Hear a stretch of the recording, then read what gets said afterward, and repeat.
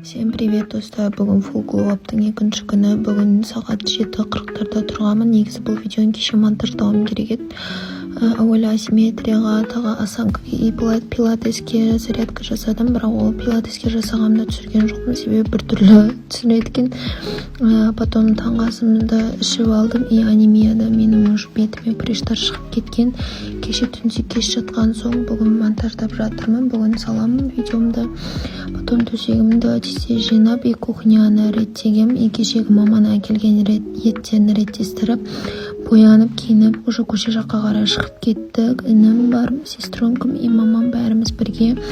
Бірінші біз отельге соқтық. Ініме Пинтододан костюм заказ берген едім. Сол костюмы өзінен чуть-чуть үлкен болып қалды. Соны қысқарту үшін отельге келгенбіз.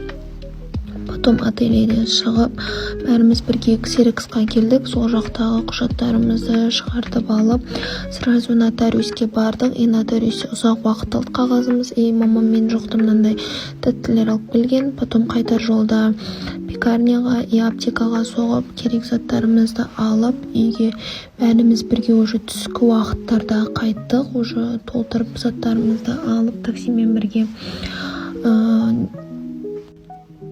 Бүгінгі күн тоже жылы, бірақ жел қатты болып, бірақ далада уже қар почти азайып қалған. Көше жақтарда мықты аз уже.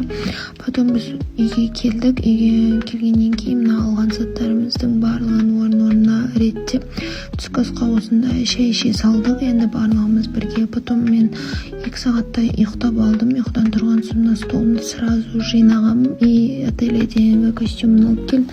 И сосын бәріміз бірге шай ішіп алғанбыз. Осы пекарнядан алған тәттімен бірге дәмі күшті екен.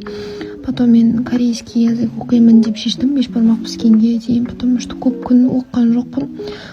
Сондай болды. И потом мен тағы да 2 бет тапсырма орындадым. Бұл үшін енді мақтануыма болады. Одан кейін тез кешкі асты дайындап, сестренкам кететін болғасын бәріміз бірге 5 бармақ жеп алдық. И оған дейін мен кухняны реттеп медитация жасадым. И сестренкамды пойызға мінгізу үшін апарып, пойызға мінгізіп салдым. Осымен бітті.